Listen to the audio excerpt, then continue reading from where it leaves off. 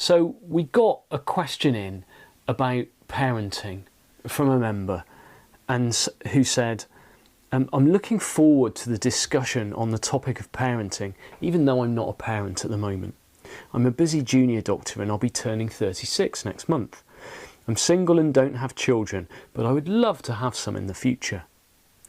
I currently get to support children by sponsoring them through a charity, helping with the kids' ministry at church, and doing occasional art workshops for kids.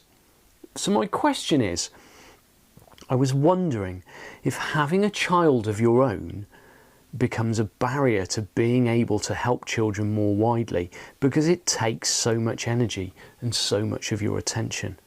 I'm looking forward to hearing how people balance being a parent and maintaining their sense of well-being. I'm getting ready for a future season should I ever find myself in the position of becoming a parent. So that's our question, and the answer, as with so many of the answers when it comes to this understanding, might be a little bit different from what you're expecting, because the answer is, I haven't got a clue. I just don't know. It's going to be different for every single person, because if we look at the mechanics, right, every single person, they've got different stuff. They've got different conditioning in their thought system. So how any of us react in any moment, our behaviour is determined by all the stuff that's in there and how aware we are of the fact that everything's coming through the lens of our thinking. So, I mean, for me, if we're going to my conditioning, what I would say is, well, you'll probably figure it out when you get there, because that's pretty much how we're designed as human beings, as far as I can tell. You'll know we're built to thrive. In reality, we're built to thrive in the present moment, and you know, if it's something that's important to you now, then there's every chance that it will remain important to you then. But you know, from my own experience of parenting, I suppose that, you know, everything changes and priorities change, and this is part and parcel of this understanding, really, is to see that nothing's fixed. You know, our experience isn't fixed, because our experience of life comes from thought in the moment. It doesn't come from thought as determined by our thought system and firmly set in stone, and it can never change. No, because we get different perspective on this sort of stuff all the time.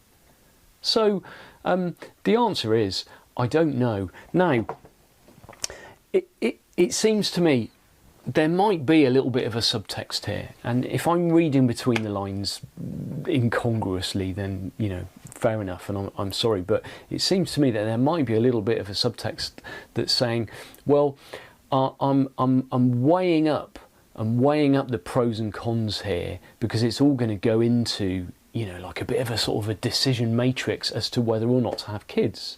You know, well, that might be a con. If I attend this Wellbeing Wednesdays and I learn some facts, if I learn that actually when someone has kids, everything like that goes out the window. Well, I'm not sure I want to do that.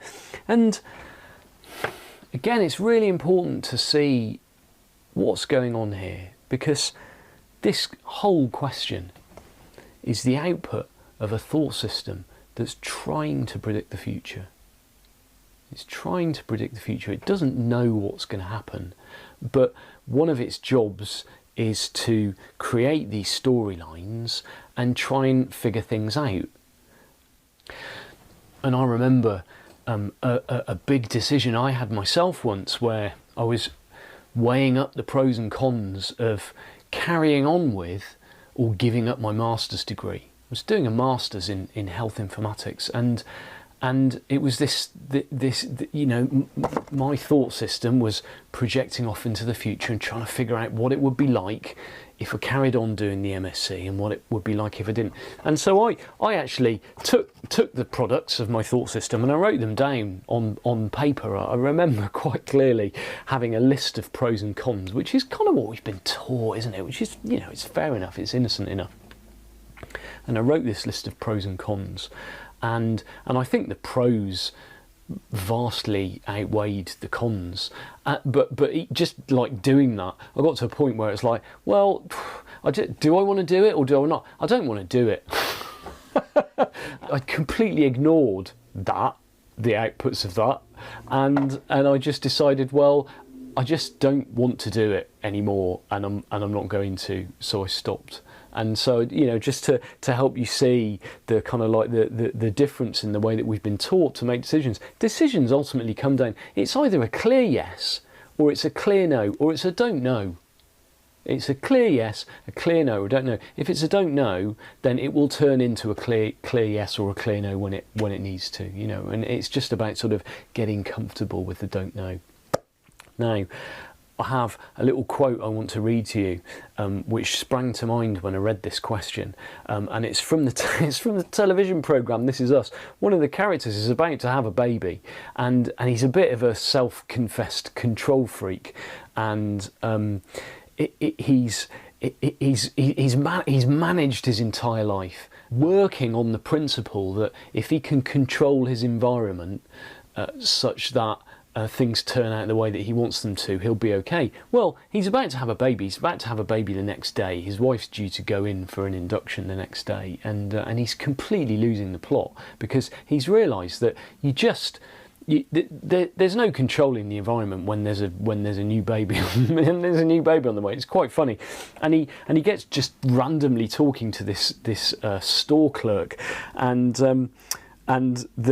the guy in the shop says to him, he says, I will tell you one thing. I have 5 kids, and before the first one was born, I was all questions too. Can I? Will I? But what they don't tell you is that babies come with the answers. They come out, they look up at you, and you at them, and they tell you who you are. You'll see. Tomorrow, you'll have all the answers you need. And I love that. I absolutely love that. And it's not just babies that come with the answers. It's life that comes with the answers.